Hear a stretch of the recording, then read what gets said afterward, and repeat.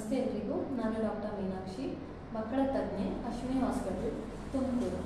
ನಾನಿವತ್ತು ನಮ್ಮ ಪೇರೆಂಟ್ಸಿಗೆಲ್ಲರಿಗೂ ಒಂದು ಮಾಹಿತಿ ಕೊಡೋಕ್ಕೆ ಇಷ್ಟಪಡ್ತೀನಿ. ಅದೇನು ಅಂದರೆ, ಸ್ಪೆಷಲಿ ಯಾರ ಮನೇಲಿ ಮಕ್ಕಳು ಮೂರು ವರ್ಷದಿಂದ 12ನೇ ವರ್ಷದವರೆಗೂ ಮಕ್ಕಳಿದ್ದಾರೋ ಅವ್ರು ಕಾಮನ್ ಆಗಿ ಕೇಳೋ ಕ್ವಶನ್, ಇಲ್ಲ ನಮ್ಮ ಒ ಪಿ ಡಿಗೆ ಬಂದಾಗ ಅವ್ರು ಕಾಮನ್ ಆಗಿ ಹೇಳೋ ಲೈಕ್ ಕಂಪ್ಲೇಂಟ್ಸ್ ಆಫ್ ಕಿಡ್ಸ್ ಅಂದರೆ, ನನ್ನ ಮಗು ಹುಡುಗಾಗಿರ್ಬೋದು ಹುಡುಗಿ ಆಗಿರ್ಬೋದು ಇಬ್ಬರಲ್ಲೂ ಸಂಜೆ ಆದ ಕೂಡಲೇ ಕಾಲು ನೋವು ಅಂತಾರೆ, ರಾತ್ರಿ ಎಲ್ಲ ಕಾಲನ್ನ ಎತ್ತೆತ್ತಿ ಬಡಿತಾರೆ, ಲೈಕ್ ಬೆಡ್ ಮೇಲೆ ಫುಲ್ ಒದ್ದಾಡ್ತಿರ್ತಾರೆ, ಕಾಲು ನೋವು ಅಂತ. ಇದಕ್ಕೆ ಏನು ರೀಸನ್ ಅಂದರೆ, ಪೇರೆಂಟ್ಸಿಗೆ ಅನಿಸುತ್ತೆ ಲೈಕ್ ಅವ್ರ ಮಕ್ಕಳಿಗೆ ಏನೋ ದೊಡ್ಡ ಡಿಸೀಸ್ ಇದೆಯೇನೋ, ಅದರಿಂದ ಕಾಲು ನೋವು ಆಗ್ತಿದೆ ಅನ್ನೋ ಪ್ರಶ್ನೆ ಇರುತ್ತೆ. ಅದ್ರ ಬಗ್ಗೆ ಇವತ್ತು ಮಾಹಿತಿ ಕೊಡೋಕ್ಕೆ ಇಷ್ಟಪಡ್ತೀನಿ.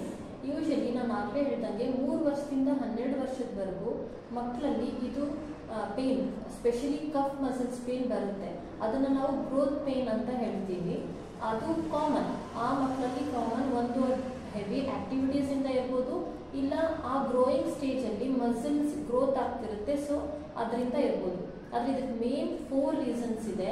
ಅದು ಯಾವುದು ಅಂದರೆ, due to tiredness of muscles, ನಾನು ಹೇಳ್ದಂಗೆ ಓಡಾಡೋದು, ಆಟ ಆಡೋದು, ಅದರಿಂದ ಆಗಿರ್ಬೋದು. ಇಲ್ಲ ಈ ಮಕ್ಕಳು ಸ್ಪೆಷಲಿ 3 ರಿಂದ 12 ವರ್ಷ ಮಕ್ಕಳು, ಅವರಿಗೆ ಅಷ್ಟೊಂದು ನೀರು ಕುಡಿಬೇಕು ಟೈಮಿಗೆ ಅನ್ನೋ ಮಾಹಿತಿ ಇರಲ್ಲ. ಸೊ ಅವ್ರ ಬಾಡಿ ಡಿಹೈಡ್ರೇಟ್ ಆದರೂ ಈ ಪೇನ್ ಜಾಸ್ತಿ ಕಾಣಿಸ್ಕೋಬೋದು. ಇಲ್ಲ next third point, calcium or vitamin D deficiency, bodily deficiency ಇದ್ರೇನು ಈ ಪೇನ್ ಜಾಸ್ತಿ ಕಾಣಿಸ್ಕೋಬೋದು. ಇಲ್ಲ ಫೋರ್ತ್ ರೀಸನ್ ಗ್ರೋತ್ ಸ್ಪರ್ಟ್ ಅಂತ. ಸೊ ಅದೇನು ಮಸಲ್ಸ್ ಗ್ರೋತ್ ಆಗ್ತಿರುತ್ತೋ ಆ ಕಾರಣದಿಂದ ಪೇನ್ ಬರುತ್ತೆ. ಸೊ ಈ 4 ರೀಸನ್ಸಿಗೆ ಅವರಿಗೆ ಸಿವಿಯರ್ ಪೇನ್ ಅಂತ ಅನಿಸ್ಬೋದು.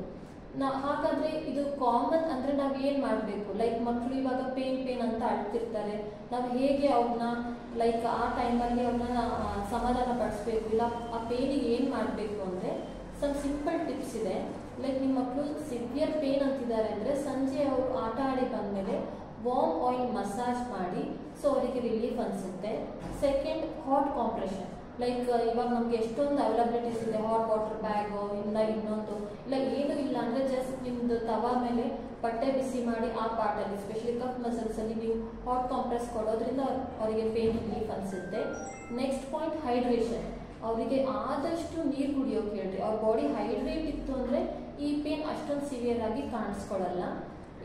ನೆಕ್ಸ್ಟ್ ಲೈಕ್ ಹೋಮ್ ರೆಮಿಡಿ ಏನು ಮಾಡ್ಬೋದು ಅಂದರೆ, ಸ್ಟ್ರೆಚಿಂಗ್ ಎಕ್ಸಸೈಸಸ್. ಯೂಶಲಿ ಕಿಡ್ಸಲ್ಲಿ ಬೆಳಗ್ಗೆ ಎದ್ದ ಮೇಲೆ ಸ್ಟ್ರೆಚಿಂಗ್, ಜಸ್ಟ್ ಯಾವುದೋ ಪರ್ಟಿಕ್ಯುಲರ್ ಯೋಗಾಸು ಆಸನಾಸ್ ಅಂತ ಅಲ್ಲ, ಜಸ್ಟ್ ಸ್ಟ್ರೆಚಿಂಗ್ ಎಕ್ಸಸೈಸ್. ಏನು ಅವ್ರದ್ದು PT ಪೀರಿಯಡಲ್ಲಿ ಅವ್ರು ಸ್ಕೂಲಲ್ಲಿ ಹೇಳ್ಕೊಡ್ತಿರ್ತಾರೋ ಅದನ್ನೇ ದಿನ ಮಾರ್ನಿಂಗ್ ಮಾಡಿದ್ರೂ ಆಯಿತು. Next is supplementary. ನಾನು ರೀಸನ್ಸ್ ಫಾರ್ ಪೇನ್ ಅಲ್ಲಿ ಹೇಳ್ದಂಗೆ, vitamin D or calcium deficiency ಬಾಡಿಯಲ್ಲಿ ಇದ್ರೂ ಈ ಪೇನ್ ಸಿವಿಯರ್ ಆಗಿ ಕಾಣಿಸ್ಕೊಳ್ಳುತ್ತೆ. ಆದರೆ ಬ್ಲೈಂಡ್ಲಿ ನೀವು ಸಪ್ಲಿಮೆಂಟ್ಸ್ ಕೊಡೋದಕ್ಕಿಂತ ಫಿಸಿಷಿಯನ್ನ ಕನ್ಸಲ್ಟ್ ಮಾಡಿ ಅವ್ರ ಬಾಡಿಗೆ ಡೆಫಿಷಿಯನ್ಸಿ ಇದೆ ಅನ್ನೋ ಹಾಗಿದ್ರೆ ಸಪ್ಲಿಮೆಂಟ್ಸ್ ಕೊಡಿ.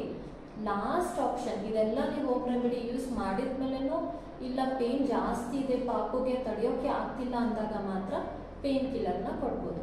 ಸೊ ಇನ್ಮೇಲೆ ಯಾವ ಮಕ್ಕಳು ಲೈಕ್ ಈವ್ನಿಂಗ್ ಆದಮೇಲೆ ಕಾಲು ನೋವು ಅಂತಿರ್ತಾರೋ, ಈ ಹೋಮ್ ರೆಮಿಡೀಸ್ನ ಯೂಸ್ ಮಾಡಿಕೊಂಡು ನೀವು ಪಾಪನ್ನ ರಿಲೀವ್ ಮಾಡ್ಬೋದು.